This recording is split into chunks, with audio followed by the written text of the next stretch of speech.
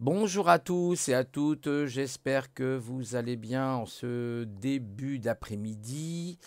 Voilà, aujourd'hui j'aimerais parler encore et toujours de cette histoire de coronavirus. Ce matin je regardais CNews, l'info des pros, c'était pas mal avec notamment Pascal Prod. Et ils ont parlé notamment du professeur Raoul qui expliquerait que, a priori, d'après le professeur Raoul, le virus aurait muté, serait a priori plus virulent, mais peut-être moins contagieux du coup, je ne sais pas exactement. Donc c'est suppoté, hein, c'est une supposition, c'est une hypothèse. Donc on va voir les informations dans les prochaines heures ou dans les prochains jours si elles sont confirmées ou pas. Mais d'après lui, le virus aurait muté hein, par rapport à la première souche. Ça serait, je crois, la quatrième, d'après ce qu'il disait. Oui, bon, bah, le virus a muté. Et là, vous voyez le titre. Hein, je vais vous parler de ce professeur, cette professeure en virologie qui est donc chinoise, a été fabriquée en laboratoire. Une virologue chinoise dit avoir des preuves. Voilà. Alors, on a eu de notre côté le professeur Luc Montagnier qui en a parlé aussi, hein, qui expliquait qu'il y avait eu 4 inserts, qu'on aurait trouvé des brins certainement du VIH et puis d'autres petites cochonneries, comme peut-être la malaria, il me semble, et puis deux autres encore. Bon, bref, voilà, encore une petite manipulation en laboratoire. P4. Bon, je vous avais déjà parlé une fois, moi-même ayant fait l'armée, que j'avais fait le NBC à l'époque, nucléaire, biologique, chimique, et qu'on peut effectivement créer des virus militaires, hein, c'est des choses qui existent.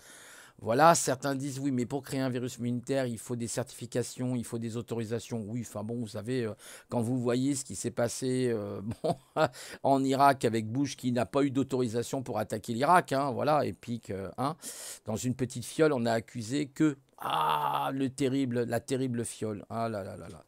Bon bref, c'est pour dire que tout ça, vraiment, on va vraiment dans une folie. On a toujours des informations contradictoires. Il y a eu sur CNews aussi le débat entre Laurent Toussaint et puis Laurent Bachier, je crois, qui est un docteur qui a créé une société qui s'appelle Expertise Hilt, je crois, PDG, un jeune docteur très virulent, très sûr de lui, très contradictoire, parce que quand on écoute ce qu'il dit, il y avait des mois avant, bah, il dit tout à fait le contraire aujourd'hui. Bon, voilà, vous voyez, on est toujours dans cette espèce de contradiction. Nous sommes en marche, allons en marche vers le nouvel ordre mondial et en marche vers la nouvelle techno-dictature qui se met en place un peu plus chaque jour. On a une dictature sanitaire, on l'a bien compris, on nous dit, voilà, regardez un petit peu, pour parler justement de contradiction, comme je viens de vous citer ce docteur, nous avions cette contradiction dès le départ, ça fait quand même, depuis le mois de mars que ça dure, toute cette folie, donc février, on va dire qu'en Chine, ça a commencé à partir du mois de décembre, vers le 15-20 décembre, le patient R0, qu'on n'a jamais retrouvé, il me semblerait en plus, et qui serait le premier contaminant contaminé. Vous voyez, le dedans, le dehors, hein, en fait. Et donc, nous, aujourd'hui, on en est, je crois, à 8 mois, hein, c'est depuis le mois de mars, on va même peut-être dire février. On nous a expliqué qu'à un moment donné, au début de cette crise pandémique, les masques étaient si bêtes qu'ils ne nous servaient à rien, hein, voilà. Je ne sais pas mettre un masque, moi je suis stupide, c'est pas moi qui le dis, il suffit de regarder les archives.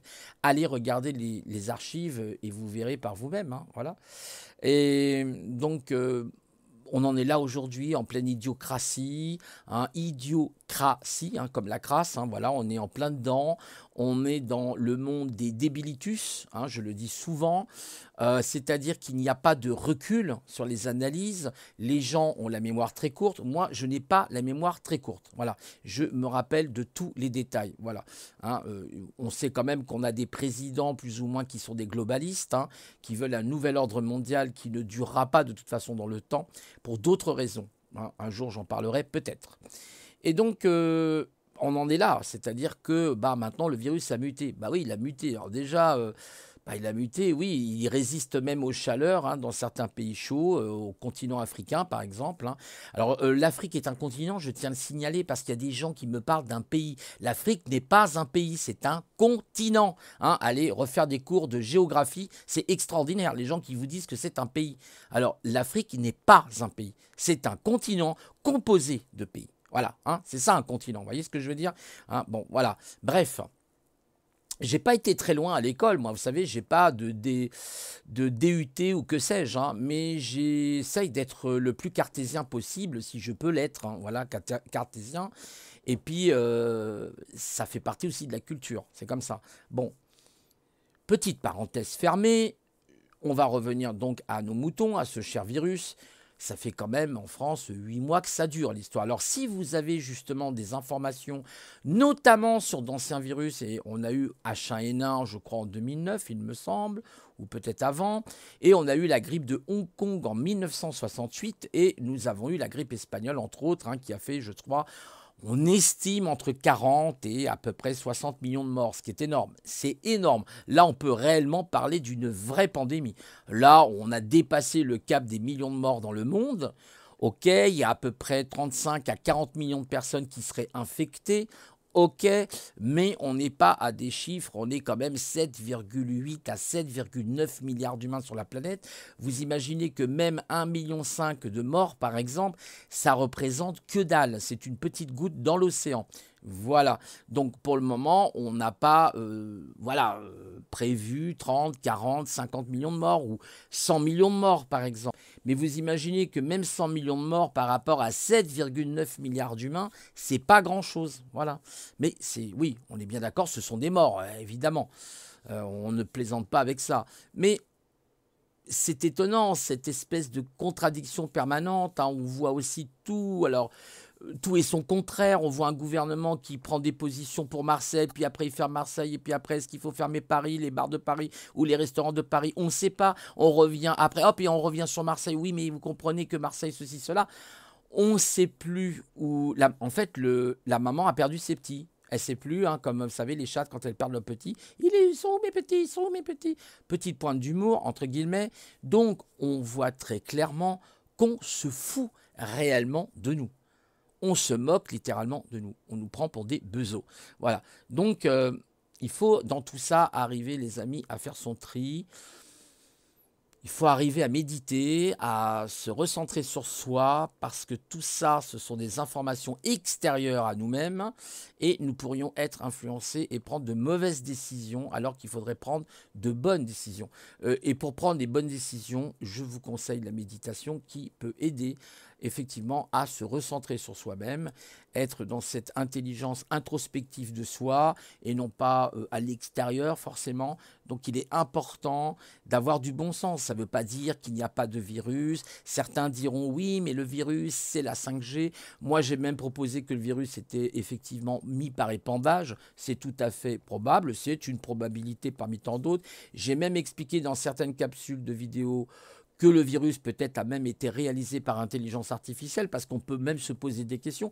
Il faut savoir qu'aujourd'hui, ils utilisent justement l'intelligence artificielle pour traquer la Covid, pardon, excusez-moi mesdames, c'est la Covid-19. Ça c'est pareil, hein, c'était le Covid, il me semblerait, et maintenant c'est devenu la Covid. Mais réfléchissez, mais voilà, vous voyez, on nous prend pour des sbires, je ne sais pas comment dire ça. C'est quand même surprenant.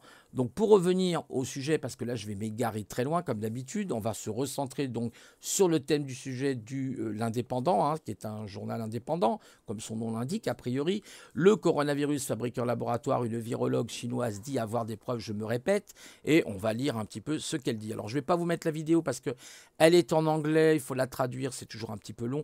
Et puis moi mon anglais, hein, j'ai perdu beaucoup. J'arrive à peu près à lire l'anglais, et encore j'ai des petites lacunes en vocabulaire, hein, c'est pas simple. Donc, face aux pressions des autorités chinoises, alors elle m'excusera pour, j'espère avoir bien dit son nom, parce que là je ne suis pas un expert dans le chinois, je crois que c'est Li Mengyang, Yan ou Yan, mais je crois que c'est Li Mengyang, fut donc contraint de quitter son pays. Aujourd'hui, elle dénonce. Dr Li Mengyang est une virologue chinoise qui exerçait il y a encore peu de temps à l'école de la santé publique de Hong Kong, Hong Kong School of Public Health, jusqu'à ce qu'elle soit donc contrainte de quitter son pays. Pourquoi ? Le 31 décembre dernier, Li Mengyang était chargée par un supérieur d'étudier un virus qui ressemble au SRAS. syndrome respiratoire acquis sévère, hein, on se rappelle un petit peu. Après avoir mis en évidence que le nombre de cas augmentait de manière exponentielle, son superviseur lui a alors demandé de garder le silence. Hein. Écoutez bien, hein, parce que ça c'est très important. Il lui aurait dit, hein, c'est les propos qu'elle retranscrit, de garder le silence et de faire attention. Selon ses déclarations, dans une interview accordée à la chaîne anglaise ETV, on va avoir effectivement des ennuis et on va disparaître. Lui aurait dit son patron. Je répète, on va avoir des ennuis et on va disparaître. Ce sont ses dires. Hein. Lui aurait même dit son patron. Sujet sensible. Imaginez bien que c'est sensible. Face à la pression donc, des autorités chinoises, Li Mengyan a été effectivement contrainte de quitter le pays au mois d'avril. Elle prenait un aller-retour pour les États-Unis, d'où elle affirme aujourd'hui avoir la preuve que le coronavirus, vous voyez, elle dit bien coronavirus, est né dans un laboratoire à Wuhan et non pas dans un marché de la même ville. La séquence du génome AA est comme une empreinte digitale, bien sûr. Sur cette base, vous pouvez donc identifier ces choses. Je vais utiliser ces preuves pour expliquer aux gens que le virus vient du laboratoire en Chine. Pourquoi ce sont eux qui l'ont fait. Alors, ça sera intéressant. Du coup, là, c'est en anglais, c'est pas sous-titré, ça va être un peu la galère. Essayez de retrouver éventuellement une vidéo. Je vais essayer de voir si je peux en trouver une qui serait traduite en français. Ça serait avec sous-titré. Et ça serait intéressant, effectivement, de le savoir. Là, évidemment, on ne va pas le dire forcément comme ça, parce qu'on n'a pas la vidéo. Enfin, on l'a, mais bon, c'est en anglais. Donc, ça va être un peu la galère. En plus, je crois que ça dure 12 minutes, donc c'est un petit peu long. Mais vous voyez bien qu'elle dit qu'il y a une empreinte digitale du virus. Donc, pour elle, il a été aussi manipulé au niveau de ses gènes, ses génomes. Bon. Oui. La suite des événements, l'origine du virus est un sujet sensible qu'on nous dit depuis le début donc, de l'épidémie, alors que différentes enquêtes assurent que le coronavirus s'est répandu via le marché de Wuhan. Plusieurs témoignages évoquent une fuite depuis le laboratoire de la même ville, mais jusqu'à présent, personne n'a été en mesure d'étayer cette thèse avec des preuves concrètes. Bon. Certains diront aussi qu'il vient du laboratoire Pasteur. Voilà, il y a eu notamment Frédéric, je crois, Chaumont du 4e pouvoir qui aurait eu les preuves comme quoi ce virus aurait été manipulé dans le laboratoire Pasteur. Voilà, bon, pourquoi pas. Certains disent au contraire c'est aux États-Unis qu'il aurait été ramené donc à Wuhan. On nous dit aussi qu'il y a eu effectivement des militaires de contaminés. Je crois que c'était d'ailleurs, il me semble, Tréfingui qui en avait parlé. Voilà, donc on voit bien que derrière tout ça, il y a une grosse manipulation qu'on nous prend vraiment pour des osselets, quoi. Hein. C'est vraiment incroyable, quoi. Et on en est là. Alors, cette situation met la confusion, ça met la confusion dans l'esprit des gens. Moi, ce qui m'inquiète, c'est plutôt l'avenir des jeunes. Moi, j'ai une fille, hein, je l'ai eue au téléphone hier, Floriane, ma fille. Elle travaille dans les crèches, donc elle s'occupe des tout petits, donc elle a un travail de haute responsabilité et elle a le masque toute la journée. Elle est obligée d'avoir un masque. Alors je lui ai dit, elle me dit oui mais papa j'ai des maux de tête, ça va pas très bien. Je lui ai dit écoute Floriane, mais il faudrait que tu mettes un masque éventuellement en tissu. Alors moi je lui conseillerais, je lui ai conseillé, je vous conseille à vous aussi du coup de prendre du Ravin Savar. Alors attendez, je vous dis pas de bêtises, c'est le, alors je sais plus ce que j'en ai fait. Voilà, c'est ça, c'est le Ravin Sara, qui est très bien. Vous avez aussi le Théatri, qui est pas mal. Hein. Et puis vous en avez d'autres hein, qui sont peut-être aussi plus efficaces. Mais je trouve que moi, personnellement, je mets du Ravin Sara sur les masques. Ou même je fais tout simplement des inhalations d'huile essentielle au Ravin Sara. Et c'est excellent, ça vous nettoie très bien le nez. Vous avez le soufre aussi, hein, qui est efficace.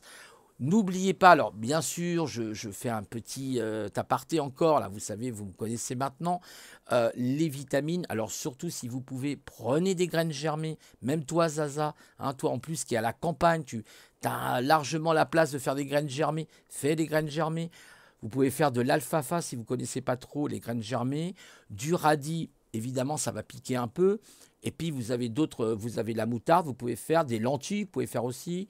Vous avez plusieurs procédés pour faire les graines germées. Vous pouvez les exposer au soleil, ce qui vous donnera un peu plus de chlorophylle, hein, si vous voulez un peu plus de chlorophylle. Les graines germées sont riches en vitamines. C'est une véritable bombe. C'est 200% de vitamines, vous imaginez.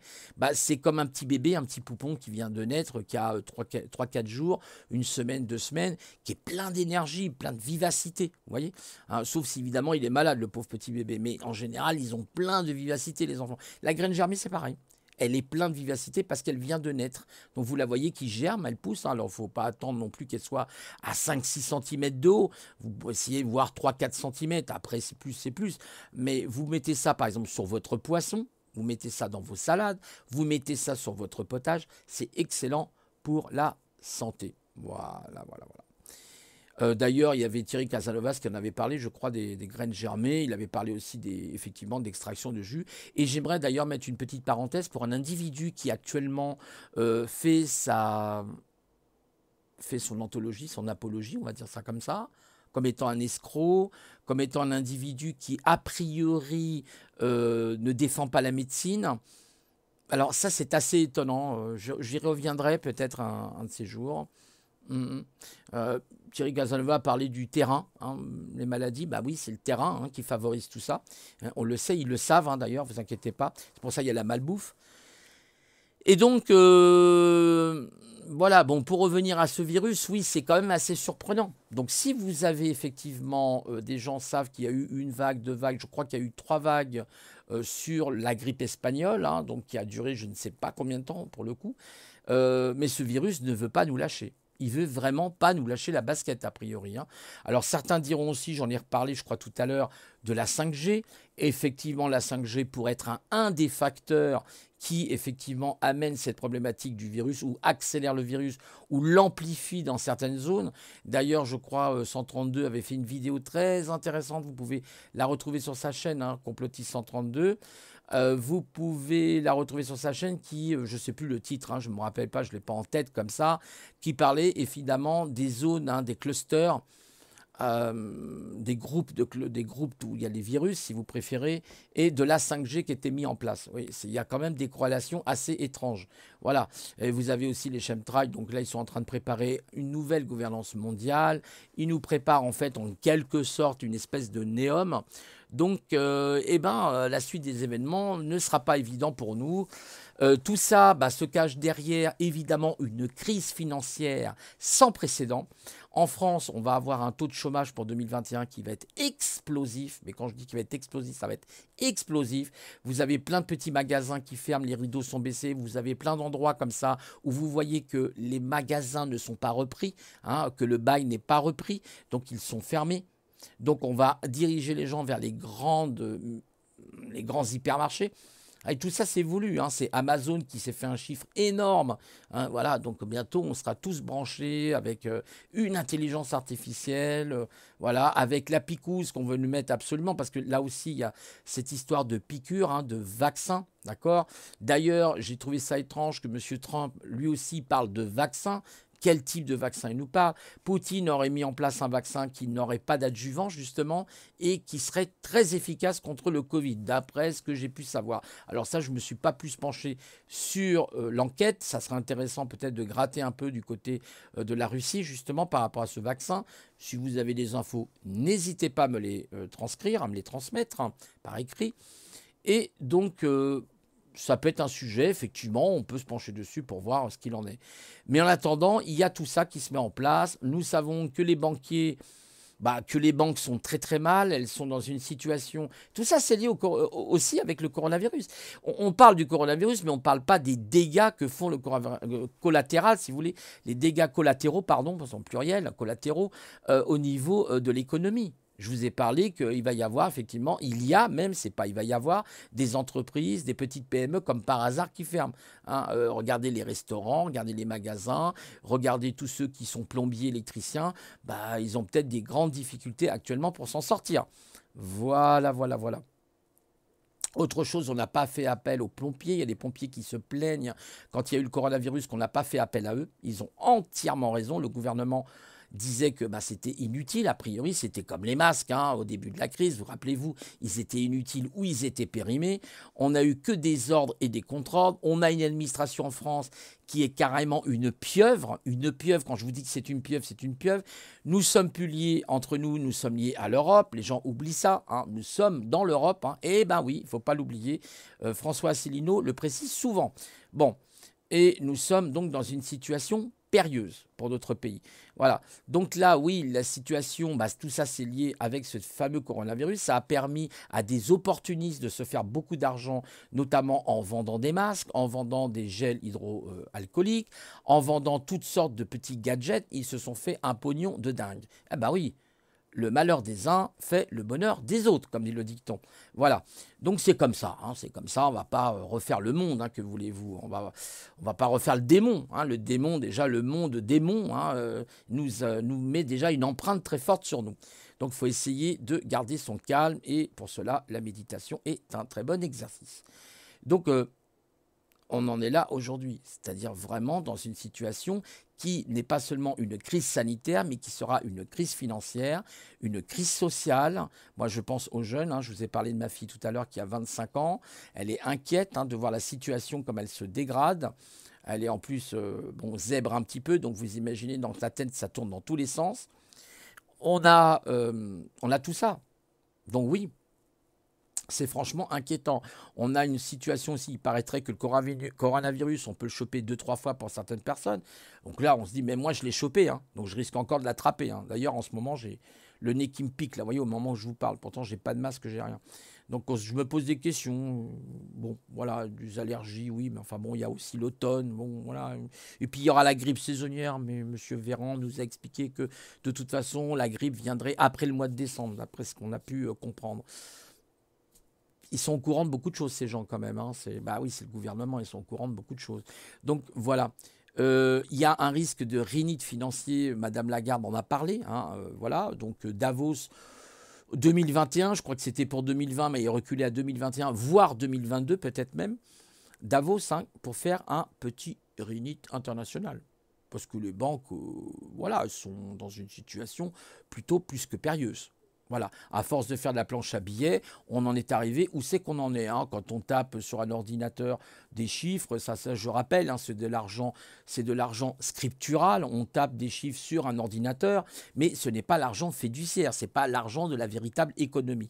Voilà, donc on en est là, on a tout un amalgame de ça. Il y a des globalistes qui veulent un nouvel ordre mondial. Hein, voilà. Alors ne doutez pas non plus que vous avez le nouvel ordre mondial anglo-américain et le nouvel ordre mondial plutôt russe et chinois. Vous voyez, c'est toujours la même chose. Hein, c'est de prendre le contrôle absolument de tous les pays. Tout est en train de... Voilà, on est plus dans les nations hein, que dans le patriotisme. Enfin bon, c'est comme ça. Il faut accepter aussi, hein, on a entendu... Monsieur Macron, notre président, nous dire que ben, pour le séparatisme, oui, il y a différentes cultures dans notre pays, voilà, différentes civilisations, ben, il faut faire avec. Hein. Ceci dit, il a dit des choses qui étaient tout à fait exactes hein, par rapport, oui, c'est pas une situation qui date d'aujourd'hui, hein, effectivement. Voilà, donc il faut quand même pas l'oublier. Voilà, bon, ça c'est un autre sujet, on va pas trop débattre là-dessus. Voilà. Mais pour le coronavirus, oui, bah on voit bien toute la pagaille. Mais ce qui est très inquiétant, c'est de voir qu'il y aura de plus en plus de gens. D'ailleurs, il y a eu des témoignages, je crois, de la Croix-Rouge. Alors justement, Zaza est à la Croix-Rouge, donc il pourrait peut-être nous renseigner sur ces questions-là, où il y a de plus en plus de demandeurs. Il y a des gens qui ont même perdu leur travail là récemment et qui sont arrivés soit comment dire, au Resto du Cœur, soit à la Croix-Rouge ou d'autres organismes. Hein. Voilà, l'Abbé Pierre, etc. Donc on voit bien que ça sent pas bon. On sent que ça ne sent pas bon tout ça. Ça veut dire que ça rappelle un peu 1929, hein, la crise, etc., qui avait fait quand même pas mal de victimes. Donc on voit très bien que ce virus arrange des personnes. Hein. Je vous ai dit, le malheur des uns fait le bonheur des autres, hein, fait surtout le bonheur des marchands. Rappelez-vous, hein, quand Jésus rentre dans le temple et chasse les marchands du temple, hein, on est un petit peu dans cette société ultra capitalisée. Alors certains diront le capitalisme c'est formidable, le néolibéralisme c'est formidable. Oui, quand les règles sont respectées, mais malheureusement les règles ne sont pas forcément respectées. Donc on est un peu dans le n'importe quoi. Hein. C'est pas formidable quand on dit à des enfants, ben écoute, tu es un petit enfant chinois ou tu vis au Bangladesh et puis que tu vas me faire des petites Nike à, voilà, hein, tu les feras à 4-3 euros et puis je te donnerai un petit euro et encore, je sais pas, peut-être un bol de riz hein, pour te récompenser et tu travailleras quand même 15 heures, 16 heures par jour. D'accord? Ça, faut le savoir. Hein, il y a eu des enquêtes qui ont été faites sur ça. C'est ça qui est scandaleux. Alors, quand on parle de libéral, ça dépend pour qui, le libéral. J'ai rien contre forcément le libéral, sauf qu'il faudrait mettre des règles, d'accord? Hein, il faut mettre des règles, parce que c'est comme ça dans la vie, c'est comme, c'est comme notre nature, dans la vie, dans l'univers, il y a des règles physiques, il y a des lois physiques. Bah là c'est pareil, il faut des lois pour que ce genre d'abus soit dénoncé. Voilà. Et là, c'est ça, c'est oui. Voilà. Donc ce virus aura vraiment, pour le coup, amené beaucoup de problématiques, nous amène beaucoup de problématiques. On ne sait même pas ce que va être le futur. On nous dit que le virus va rester jusqu'en 2022. Peut-être même, qui sait, une fois que M. Trump sera réélu ou pas réélu. Hein, ça va dépendre. Il paraîtrait que s'il est réélu, moi j'ai entendu ça, hein, c'est des bruits de couloir, le virus continuerait. Et si jamais il n'est pas réélu, le virus va s'arrêter. Ah bon ? C'est quoi ça? C'est une fake news? C'est quoi le truc? Bon, ça m'a fait un petit peu rire. Je pense que là, ça doit être une grosse blague. Voilà. Oui, alors oui, le virus, il mute. Hein. Il est intelligent, ce virus, quand même. Hein. Il s'adapte. Hein. Eh oui, tiens, je suis chez les Européens. Je vais devenir le Covid-19. Le Covid, on est combien? Je crois 38 ou 39 en Europe. Le Covid-39, hein, voilà, je suis le nouveau virus européen. En Afrique, je serai autre chose. En Afrique du Sud, etc. Ouais, c'est quand même assez inquiétant tout ça. En plus, là, il aurait muté, il serait beaucoup plus virulent, d'après ce que dirait le professeur Raoul. Donc ça pourrait être inquiétant quand même. Du coup, hein, on sait que dans la grippe espagnole, il paraît que ce qui a fait beaucoup de dégâts, c'est la deuxième vague, il me semble la troisième vague. Peut-être que la vague va se transformer en tsunami, je ne l'espère pas. Je ne l'espère pas, c'est tout mes amis. Parce que là, ça serait dramatique. Hein. Il faut savoir que le professeur Toussaint, pour parler, par exemple, vous voyez, des urgences, les lits vous savez, il y a combien de lits de réanimation à Paris? À Paris, hein, je parle. Hein. 1274 lits de réanimation.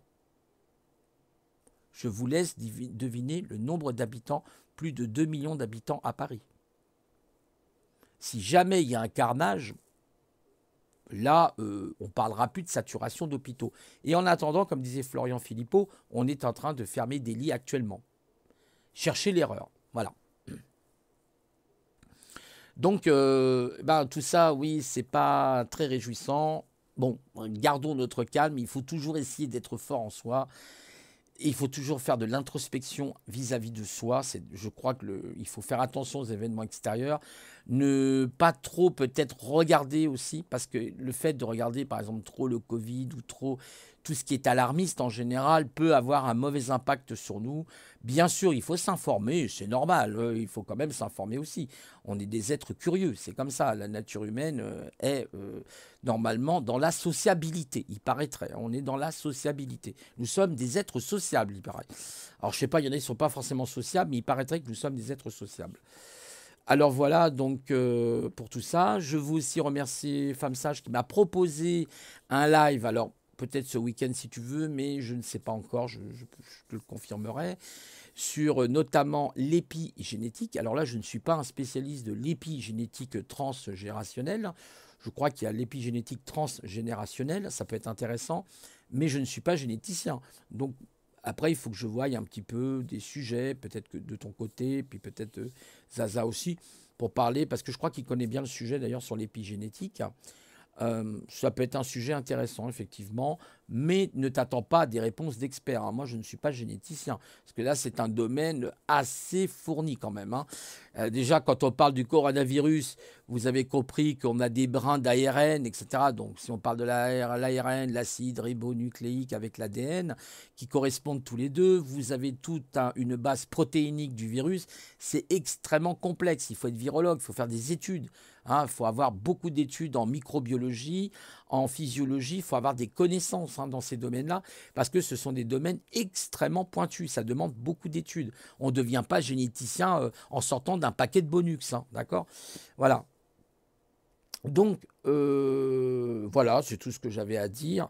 Donc, oui, ça sera avec pleine volonté, hein, femme sage si tu veux, il n'y a pas de problème, je te réponds. Je t'ai répondu d'ailleurs par Gmail aussi, je t'ai donné ma réponse. Et puis voilà, quoi. Donc, gardons effectivement la tête sur les épaules, essayons de voir tout ça. Il y a d'autres menaces dans notre société, c'est comme ça. Il y a les menaces de l'islamisme, il y a les menaces par rapport au travail. Hein, je vous ai expliqué qu'il risque, c'est pas qu'il risque, il y a une crise évidemment économique. Tout ce coronavirus aura foutu un bordel monstre, mais qui va encore payer les pots cassés dans tout ça, mes amis? Qui va les payer? C'est encore nous? C'est pour ça qu'il va falloir vraiment que de plus en plus de gens travaillent en collaboration maintenant, fassent des éco-villages. Hein. Il y avait Monsieur Doc qui en parlait, donc ça peut être très intéressant. Moi, pour le moment, je m'occupe de mon papa, c'est un peu compliqué. Je ne peux pas trop non plus, pour le moment, trop. Mais je pense à ces questions-là, de toute façon, hein, évidemment. C'est pas simple. Chacun, vous voyez, chacun a ses problèmes, situations. Certains me diront, bah oui, mais ton papa, tu peux le mettre en EHPAD. Mais non, il faut avoir des sous, c'est pas une chose simple. Et en EHPAD, ils sont pas bien traités en plus. Hein. Il y a beaucoup de problèmes dans les EHPAD. Parce que par manque de moyens, manque de personnel aussi, il faut les comprendre. Vous savez, s'occuper d'une personne âgée, moi je peux vous dire, m'occuper de mon papa, c'est pas toujours simple. Hein. J'ai piqué des crises de nerfs, ça m'est arrivé plus d'une fois, parce que c'est pas simple. Ils sont très têtus, ils en font à leur tête, et je peux vous dire que c'est pas toujours évident. Après, il faut relativiser les choses, évidemment. C'est comme ça, voilà. C'est la vie, voilà, c'est comme ça. En tout cas, il faut arriver à trouver un bon équilibre dans tout ça, parce que oui, les semaines qui viennent, les mois qui viennent, je ne vais pas me répéter, hein, ça ne va pas être toujours facile, évidemment. Après, bien malin celui qui connaîtra aussi l'avenir dans son complet, même si on a eu des grands visionnaires comme Nostradamus, comme tous ces personnages. D'ailleurs, Nostradamus qui pratiquait le phosphénisme, hein, je tiens à le préciser, je ne sais pas si Monsieur Doc savait que Nostradamus pratiquait le phosphénisme, hein, notamment Lefébure, hein, le docteur Lefébure, Fabrice Lefébure, qui a travaillé sur le phosphénisme. Ça peut être un sujet intéressant aussi, sur l'énergie photonique, hein, l'énergie lumineuse, c'est très intéressant. Et donc, il y a tellement de sujets passionnants. Voilà. Mais pour le coronavirus, c'est vrai que c'est délicat. On voit maintenant que le virus mute de plus en plus. Voilà. Bah oui, il y a le coronavirus qui a sûrement en Afrique. Alors oui, je voulais faire une petite aparté. L'Afrique n'est pas un pays. J'entends des gens encore qui me disent l'Afrique est un pays. Non, l'Afrique est un continent composé de pays. Il faudra que vous mettiez ça dans la tête. Il faut refaire des cours de géographie quand même. Hein. L'Afrique est un continent. On dit bien le continent africain. Et bien sûr, il est composé du Congo, de la Côte d'Ivoire, du Sénégal, etc., etc., etc. Voilà. Après, vous avez l'Afrique du Sud, l'Afrique de l'Ouest, l'Afrique de l'Est. C'est un très grand continent, l'Afrique. Hein. C'est pas un petit continent quand même. Voilà. Donc, je dis ça, je dis rien. Hein, d'accord. Et donc, il faut se poser. Je pense que la pratique de méditation vous aidera. Je peux vous dire que c'est un très bon outil à vous recentrer sur vous-même et justement à ne pas trop s'éparpiller. Je sais que j'ai tendance à m'éparpiller, m'en voulez pas. C'est pas toujours facile pour moi parce que cette pensée en arborescence me pose beaucoup de problèmes. Je quitte un sujet pour parler d'autre chose, mais ensuite je dis mais où j'en étais? Ah oui, ça y est, je reviens au sujet. Vous voyez, mais je vous assure que c'est une véritable gymnastique de l'esprit parce que vous avez des pensées fulgurantes qui vous arrivent comme ça, vous avez des intuitions, vous avez plusieurs idées qui arrivent en même temps et il faut arriver à faire le tri. Ce n'est pas facile. Il y a des gens qui ne croient pas à ça. Si la science l'a prouvé, si on vous fait éventuellement un IRM ou un scanner, les personnes qui sont zèbres, elles ont une pensée irradiante. En arborescence, vous prendrez, il y a une chose qui peut vous intéresser d'ailleurs, vous pouvez même travailler dessus pour la développer, cette pensée en arborescence. Ça s'appelle en anglais le Ming Mapping. En français, on appelle ça dans un terme un petit peu plus, on va dire, écorché, le schéma heuristique. Intéressez-vous au schéma heuristique, aux travaux de Tony Buzan, Tony Buzan, B-U-Z-A-N, où il vous parle notamment de la pensée irradiante, justement. Il vous explique que dans la nature, quand on regarde par exemple une étoile de mer, il y a un centre et puis vous avez les branches de l'étoile de mer. Donc tout part du centre. La force centrifuge, s'il n'y a pas la force centripède, la force centrifuge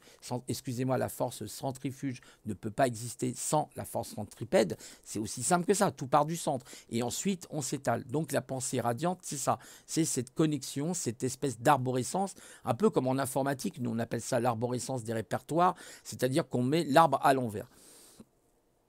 Mais surtout, ne sciez pas la branche sur laquelle vous êtes assis. Parce qu'en informatique, par exemple sur Unix ou Linux, ça pourrait vous poser de sérieux problèmes pour redémarrer la machine. Vous risquez de ne plus avoir de système. Ceci étant dit, bah écoutez, moi je vous souhaite plein de bonnes choses. Gardons quand même le moral. Il faut essayer de trouver des forces, hein, de se ressourcer par l'activité physique, le sport, par une bonne nourriture. Facile à dire pour un zèbre, pas facile à appliquer parce que les zèbres, ils ont tendance à, voilà, à dévier. Moi, je vous avoue que j'aime beaucoup le chocolat. C'est un petit vice, oh là là, c'est les 7 péchés capitaux, ça, gourmandise.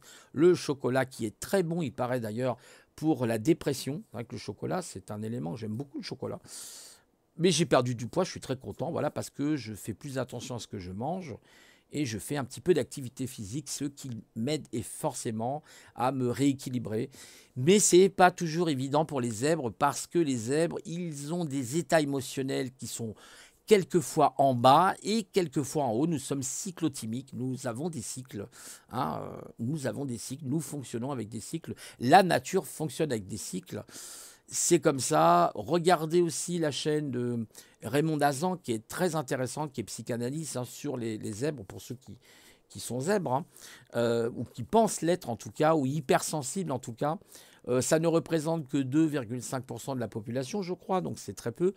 Et après, on n'est pas forcément zèbre. Moi, je ne sais pas. En fait, quand je dis ça, c'est pour rigoler. Je suis peut-être, voilà, j'ai peut-être des capacités, mais je sais que j'ai cette pensée irradiante. Ça, je le sais. Parce que j'ai toujours des pensées qui m'arrivent, des tas d'idées aussi qui m'arrivent. Et je suis sur un sujet. Souvent, je lis plusieurs livres. Là, je commence un livre et j'en commence un autre. Là, par exemple, actuellement, je crois que je suis sur 6 livres. 5 ou 6 livres, vous imaginez. Il va falloir que je me calme. Il va falloir vraiment que j'arrête de jouer à ce petit jeu et que je lis mon livre de A à Z, celui que j'ai commencé. Et c'est très complexe parce que je m'intéresse tellement à beaucoup de domaines, que ça soit la numérologie, que ça soit l'astrologie, que ça soit l'alchimie, que ça soit la chimie, la physique quantique. Il y a plein de domaines, l'informatique. J'ai fait aussi de l'électronique à une période où je vous parle d'un autre sujet qui n'a rien à voir avec le coronavirus. Mais c'est comme une espèce de virus, si vous voulez. Donc, quand on a soif de la connaissance, c'est ça, si vous voulez, les personnes qui sont curieuses ont toujours soif de connaissance. C'est pour ça que je vous ai toujours dit, ma chaîne, c'est le partage de la connaissance. En tout cas, un peu dans tous les domaines. Alors, des fois, ça fait un petit peu, je peux vous l'accorder, un peu brouillon, un peu... Mais on s'y retrouve à un moment ou à un autre. On est comme ça, c'est comme on est borderline. Mais borderline dans sa tête peut être aussi borderline pour ranger ses affaires, par exemple. Alors ça, c'est un énorme problème chez moi. Je vais bien ranger mes affaires. Je vous garantis que 2 jours après, 3 ou 4 jours après, c'est le bazar. Mais je m'y retrouve. Je sais où j'ai mis tel papier, je sais où j'ai mis mon téléphone portable, je sais où j'ai mis ça. Je visualise, hein, j'ai une mémoire visuelle très développée. Je peux même reconnaître une personne 10 ans après. Je dis, c'est pas possible, comme toi tu te rappelles de moi. Bah si, parce que j'ai une mémoire visuelle. Souvent, on retrouve la mémoire visuelle, beaucoup. Il y a la mémoire auditive, certes, mais je pense que la mémoire visuelle vraiment a un impact au niveau du cerveau qui est énorme, qui est vraiment énorme.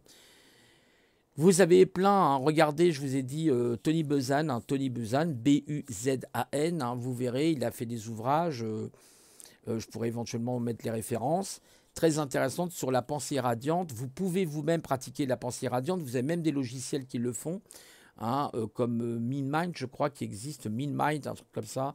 Et vous verrez, pour faire ce qu'on appelle notamment, je crois, des brainstorming, voilà, une espèce de brainstorming. Vous pouvez faire des brainstorming comme ça, c'est très intéressant. Vous avez une idée centrale et vous avez des grosses branches, par exemple 4 grosses branches. Et ensuite, vous allez voir vos idées vont naître de toutes ces petites branches, ces ramifications. C'est extraordinaire, hein, la technique de la pensée radiante est extraordinaire, et notamment les dessins.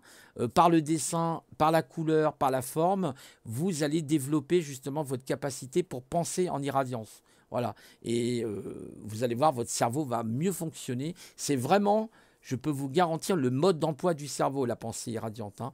Les schémas de Tony Buzan, la technique du schéma heuristique, hein, ça s'appelle bien un schéma heuristique. Vous pouvez taper sur Google schéma heuristique, vous en avez plein, vous allez voir, c'est assez intéressant. Il y avait même un étudiant qui avait fait une thèse, je crois, sur le cerveau. Alors, il avait dessiné un cerveau central et puis après, il avait fait des embranchements pour dire bah, qu'est-ce qu'on va trouver, la neurologie, la neurophysiologie, on va trouver tout ça. On va y trouver l'intelligence. Et il avait fait 4 branches principales. Puis après, à partir de là, c'est parti. Il a fait carrément un mini-mapping qui faisait, je crois, pratiquement 1 m², enfin 1 m² sur 1 m². Enfin, c'est complètement fou, quoi. Il est parti dans ces trucs. Et vous vous arrêtez pas. Parce qu'il y a à chaque fois une idée nouvelle qui arrive. Et c'est extraordinaire parce que vous avez l'impression que votre cerveau est plus léger. Vous pensez plus vite. Et c'est une technique vraiment très intéressante, qui est utilisée dans le marketing, entre autres, mais on peut l'utiliser dans tous les domaines, le mind mapping. Voilà, c'est une bonne technique, hein, pour utiliser son esprit. Il y en a d'autres, hein, bien sûr. Vous avez toutes les techniques de mémoire aussi, hein. Voilà, peut-être un jour, je ferai un sujet sur la mémoire, toutes les techniques grecques qui existent, hein. Vous avez la technique de la visualisation pour retenir, par exemple, si vous voulez retenir, il y a des personnes qui peuvent retenir comme ça un cahier entier. Pourquoi? De chiffres, par exemple, parce qu'ils ont associé à des images. Donc, on va créer une histoire autour de ça et on va pouvoir retenir, par exemple, des objets. Alors, les chiffres, c'est un petit peu plus complexe parce que c'est... Voilà, le chiffre, c'est plus... voilà, c'est pas forcément très concret, mais tout ce qui va être objet, c'est très facile. Vous avez une liste de courses à faire, vous pouvez facilement retrouver des techniques, des mnémotechniques, hein, par association, par mot-crochet, et c'est extraordinaire. Vous retenez votre liste de courses, si vous avez 15 ou 20 articles à prendre, vous n'avez même pas besoin de noter ça, c'est dans votre cerveau, parce que vous connaissez l'histoire de A à Z. Et c'est une histoire bizarre, certes, mais vous allez la retenir justement. C'est une technique très intéressante. Renseignez-vous, vous verrez, vous avez plein de techniques comme ça. Et donc, bah, ça peut nous apprendre à progresser dans cette, malheureusement, j'ai l'impression, idiocratie, hein, je ne sais pas, mais c'est bizarre, hein. Il y a des gens qui font pourtant des très hautes études et des fois, je me pose des questions, vraiment des questions, sur le raisonnement qu'ils ont. Voilà, bon bref, je suis bavard, je vais vous souhaiter une bonne journée. Prenez soin de vous. Pour ceux qui ont des enfants, eh bien évidemment, prenez soin de vos enfants, ça c'est très important. Ce gouvernement met aussi de la pression, hein, pour essayer d'isoler les enfants, j'ai entendu ça. Tout ça, ça fait très peur, hein. Il y a des pays, je ne sais pas si vous avez vu, mais par exemple au Canada, on interdit aux gens de recevoir d'autres personnes, mais c'est en train de prendre une dictature, hein. C'est vraiment, là, ça devient... On sent que, par exemple, l'Australie est vraiment, je pense, un des pays qui va servir pour cette gouvernance mondiale, hein, parce que vous verriez ce qui se passe en Australie. Faites des recherches, vous n'allez pas être déçus du voyage, hein, je vous le dis, hein. Voilà. Donc, mais ça ne tiendra pas. C'est ça qui est très encourageant, c'est que leur système ne tiendra pas. Eh oui, eh oui, eh oui, eh oui. Pour d'autres raisons, peut-être que j'invoquerai un jour, que je discuterai avec vous, mais ça ne tiendra pas. Voilà. Allez, je vous souhaite à tous et à toutes une bonne journée. Prenez soin de vous et je vous dis à une prochaine fois. Au revoir.